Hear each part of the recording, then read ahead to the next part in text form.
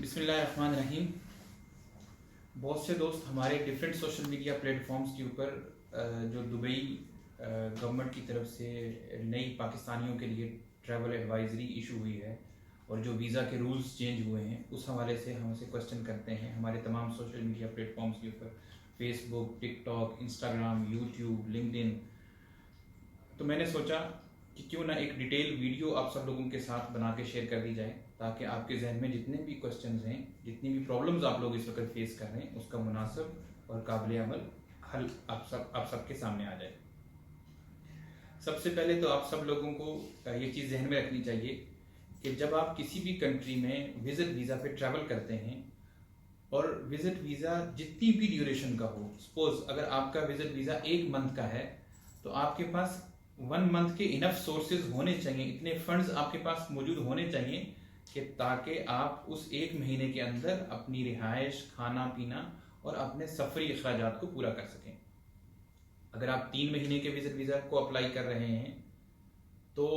हर country का ये rule already exist करता है कि आपके पास 3 मंथ के इनफ फंड्स होने चाहिए आपके बैंक के अंदर या आपके पास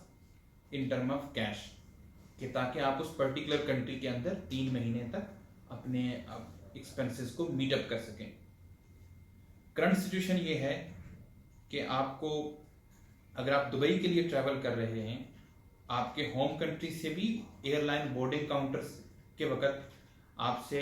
पूछ सकता है स्टाफ कि आप दुबई, यूएई, जिस कंट्री के लिए आप ट्रैवल कर रहे हैं, तो क्या आपके पास इनफ फंड्स हैं, शो मनी है, आप शो कीजिए कि कितने पैसे आपके पास हैं और आप वहाँ पर जाकर ताकि अपने खाने पीने के और दीगर अखराजात को पूरा कर सकें। हमारे लोग बहुत सारी गलतियाँ करते हैं जब भी वो पाकिस्तान के डिफरेंट एयरपोर्ट से यूएई के लिए ट्रैवल करते हैं, तो वो बहुत सारी गलतियाँ करते हैं। इस वीडियो के अंदर मैं आप सबसे कुछ शॉर्ट चीज़ें आप सब लोगों से शेयर करता हूँ कि आपको ट्रैवल करने से पहले क्या क्या ज़रूरी इक़दाम कर लेने चाहिए। नंबर 1, सबसे पहले तो आपको अपना वीज़ा अच्छे तरीके से क्रॉस चेक कर लेना चाहिए। बहुत सारे लोग आपको 1 मंथ का वीज़ा दे देते हैं और आप ये समझते हैं कि ये वीज़ा हमारा 3 मंथ का है। हमारे ऑफिस में डेली ऐसी बहुत सारी कॉपीज़ आती हैं। लोग जब अपना वीज़ा की लास्ट डेट चेक करते हैं तो बेसिकली वो वीज़ा ऑलरेडी एक्सपायर हो चुका होता है और उनके वीज़ा के ऊपर 4,000-5,000 दिरहम का फाइन होता है। लोग ये समझकर ट्रैवल कर लेते हैं कि ये हमारा वीज़ा 3 मंथ का है, जबकि बेसिकली उनका वीज़ा 1 मंथ का होता है और हमारे लोग उसको वेरीफाई नहीं करते, तो एक प्रॉब्लम तो उनको यहाँ पर फेस करनी पड़ती है। सबसे पहले आपको अपना वीज़ा क्रॉस चेक करवा लेना चाहिए 1-2 ट्रैवल एजेंसियों से। आप हमारी एजेंसी से के थ्रू भी हमें आप व्हाट्सअप कर सकते हैं, ईमेल कर सकते हैं, हमारी टीम से रब्ता कर सकते हैं कि हम भी आपको आपका वीज़ा वेरीफाई करके दे सकते हैं। दूसरी गलती, लोग अपने पैसे बचाने के लिए एक फेक या डमी टिकट के ऊपर ट्रैवल करते हैं। अगर आपने किसी भी एयरलाइन का एक टिकट बुक करवाया हुआ है और आप वापस होम कंट्री नहीं जाना चाहते, तो ज़रूरी ये है कि आप जो भी टिकट इशू करवाएं वो टिकट आपके यूएई में इंटर होने तक, एयरपोर्ट से एग्जिट करने तक वैलिड रहे। आपने उसको कैंसिलेशन उसकी प्रोसेस करनी है, तो आप जब एयरपोर्ट से बाहर इमिग्रेशन क्रॉस करके एयरपोर्ट से एग्जिट कर जाएं तो फिर आप उस टिकट को कैंसिल या वॉइड करवाना चाहें या उसकी कैंसिलेशन प्रोसेस करवाना चाहें तो करवा सकते हैं। बट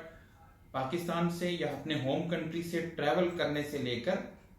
यूएई एयरपोर्ट पे एग्जिट करने तक आपका जो टिकट है वो वैलिड रहना चाहिए। और ऐसा ना हो कि बहुत सारे एजेंट्स या बहुत से लोग भी ये गलती करते हैं कि वो अपने एजेंट को या अपनी ट्रैवल एजेंसी को जहाँ से उन्होंने टिकट करवाया होता है उनको ये बोल देते हैं कि हम जब पाकिस्तान के जिस एयरपोर्ट से एग्जिट करेंगे तो एग्जिट करते साथ ही हमारा टिकट कैंसिल कर दीजिए। तो एक तो आपको अपने एजेंट्स को ये बात बतानी होगी कि हमारा टिकट उस वक्त तक कैंसिल ना कीजिए जब तक हम यूएई के एयरपोर्ट से एग्जिट ना कर दें। एक और बहुत बड़ी गलती हमारे लोग ये करते हैं कि जब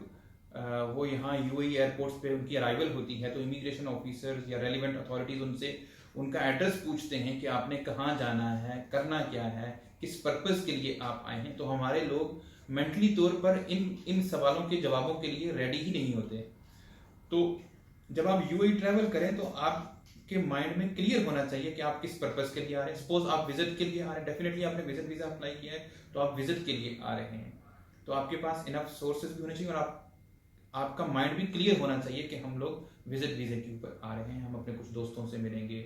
कुछ हमें और कुछ काम है, कुछ यूएई की टूरिज्म एक्सप्लोर करनी है, कुछ हमारे रिलेटिव्स हैं, दोस्त हैं, अहबाब हैं यहाँ पर, उनसे मिलना है हमने। फिर आपकी रिहाइश कहाँ पर है। अगर आप अपने किसी रिलेटिव के यहाँ ठहरना चाह रहे हैं तो आपको उस रिलेटिव का कंप्लीट एड्रेस, उसकी बिल्डिंग नंबर, उसकी स्ट्रीट नंबर, एरिया वाइज, ये चीज़ें सब भी आपके पास आपका माइंड बिल्कुल क्लियर होना चाहिए, ताकि जब भी आपसे ये क्वेश्चन किया जाए तो आप इफ एंड बट में ना रहें, बल्कि क्लियर कट आपकी तरफ से आंसर आ जाना चाहिए। और इससे भी बढ़कर अगर पॉसिबल हो तो आप जिस आदमी के पास आपकी यहाँ पर रिहाइश है उनका आप पासपोर्ट, उनकी एमिरेट्स आईडी, उनकी वीज़ा कॉपी, ये चीज़ें भी अपने पास एडिशनल डॉक्यूमेंट के तौर पर प्रिंट शेप में अपने पास सेव रखिए, ताकि आपको किसी किस्म की कोई परेशानी का सामना न करना पड़े।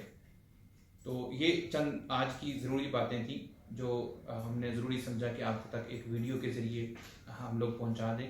और इसके अलावा आप लोगों को किसी को भी यूएई का किसी भी किस्म का कोई भी वीज़ा अप्लाई करना है, 1 month, 3 month, short term, long term, multiple entry visa, और कुछ जॉब्स भी हमारे पास होती हैं, तो अगर आपको किसी भी किस्म की कुछ भी इंक्वायरी हो तो आप हमारी टीम से रब्ता कर सकते हैं, हमारे ऑफिस तक अप्रोच कर सकते हैं, आप हमें ईमेल कर सकते हैं। और इस वीडियो को लाइक कीजिए, शेयर कीजिए और चैनल को सब्सक्राइब कीजिए, ताकि एग्जैक्ट और यूज़फुल जो इन्फॉर्मेशन है वो हमारे लोगों तक पहुंच सके, और ताकि हमारे लोग इन सब चीज़ों के ऊपर अच्छे तरीके से एजुकेट हो। Thank you so much.